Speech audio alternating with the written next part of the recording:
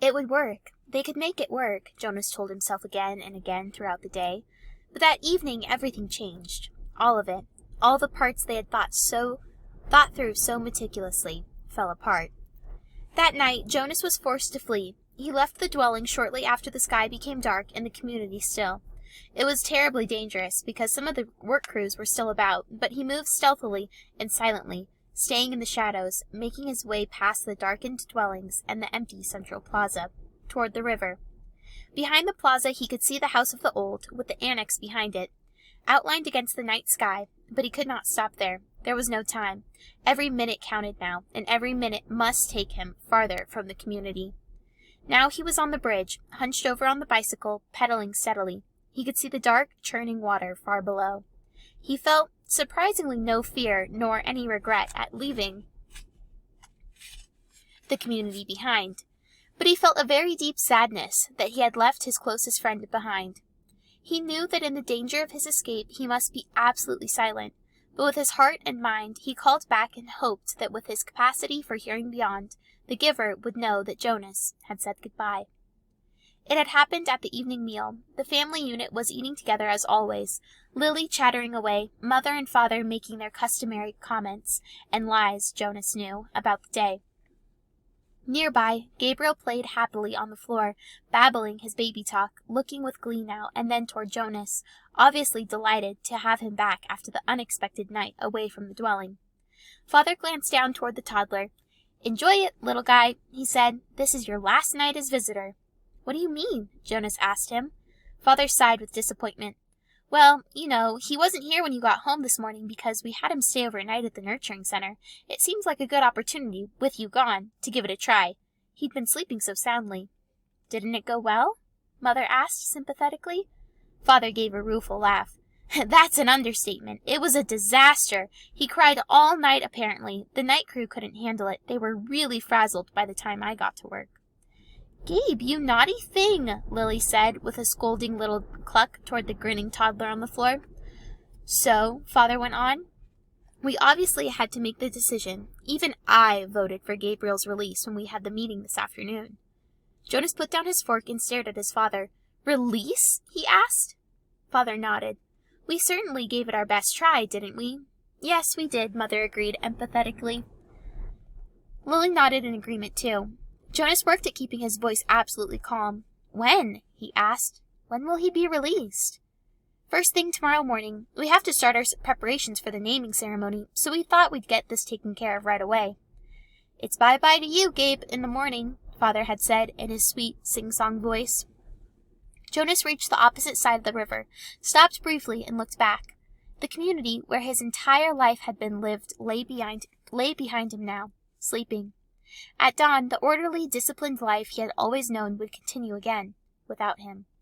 The life where nothing was ever expected, or inconvenient, or unusual, the life without color, pain, or past.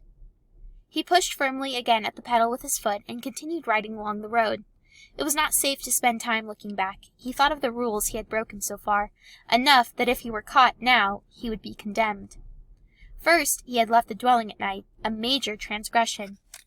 Second, he had robbed the community of food, a very serious crime, even though what he had taken was leftovers set out on the dwelling doorsteps for collection. Third, he had stolen his father's bicycle. He had hesitated for a moment, standing beside the bike port in the darkness, not wanting anything of his father's, and uncertain as well whether he could comfortably ride the larger bike when he was so accustomed to his own. But it was necessary because it had the child seat attached to the back. And he had taken Gabriel, too. He could feel the little head nudge his back, bouncing gently against him as he rode. Gabriel was sleeping soundly, strapped into the seat. Before he had left the dwelling, he had laid his hands firmly on Gabe's back and transmitted to him the most soothing memory he could, a slow, swinging hammock under the palm trees on an island someplace. At evening, with a rhythmic sound of languid water lapping hypnotically against a beach nearby. As the memory seeped from him into the new child, he could feel Gabe's sleep ease and deepen. There had been no stir at all when Jonas lifted him from the crib and placed him gently into the molded seat. He knew that he had the remaining hours of night before, that they would be aware of his escape. So he rode hard, steadily, willing himself not to tire as the minutes and miles passed. There had been no time to receive the memories he and the giver had counted on, of strength and courage. So he relied on what he had and hoped it would be enough. He circled the outlying communities, their dwellings dark. Gradually the distances between communities widened with longer stretches of empty road. His legs ached at first, then, as time passed, they became numb. At dawn, Gabriel began to stir. They were in an isolated place. Fields on either side of the road were dotted and thickets of trees here and there. He saw a stream and made his way to it across a rutted, bumpy meadow. Gabriel, wide awake now, giggled as the bicycle jolted him up and down. Jonas unstrapped Gabe, lifted him from the bike, and watched him investigate the grass and twigs with delight. Carefully, he hid the bicycle in thick bushes. "Morning meal, Gabe!" He unwrapped some of the food and fed them both. Then he filled the cup he had brought with water from the stream and held it for Gabriel to drink. He drank thirstily himself and sat by the stream watching the new child play. He was exhausted. He knew he must sleep, resting his own muscles and preparing himself for more hours on the bicycle. It would not be safe to travel in daylight. They would be looking for him soon.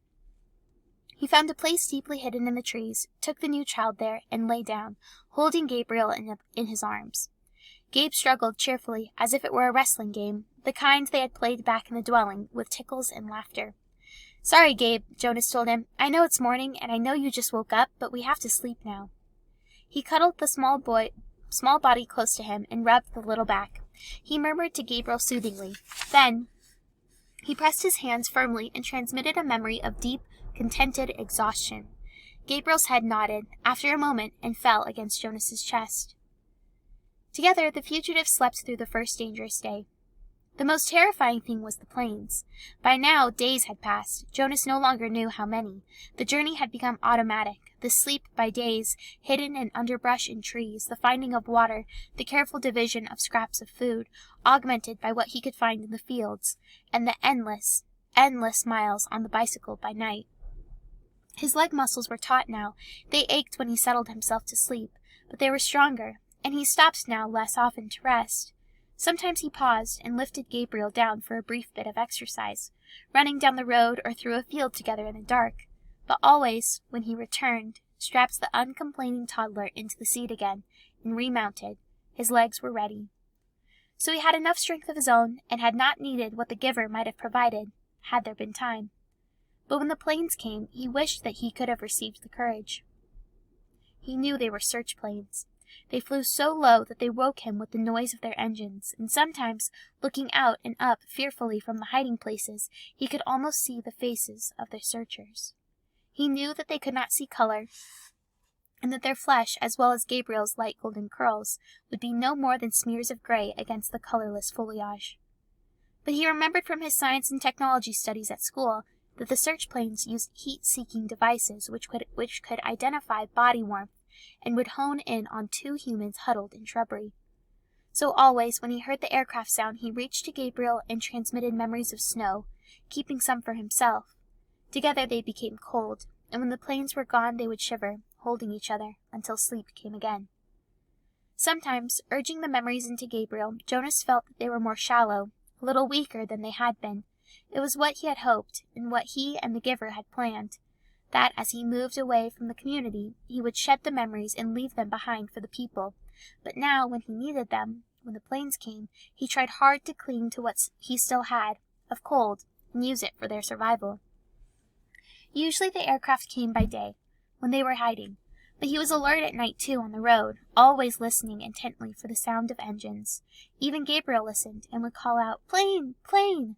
Sometimes before Jonas had heard the terrifying noise. When the aircraft searchers came, as they did occasionally during the night as they rode, Jonas sped to the nearest tree or bush, dropped to the ground, and made himself and Gabriel cold. But it was sometimes a frighteningly close call. As he pedaled through the nights, through isolated landscape now, with the communities far behind and no sign of human habitation around him or ahead, he was constantly vigilant, looking for the next nearest hiding place should the sound of engines come.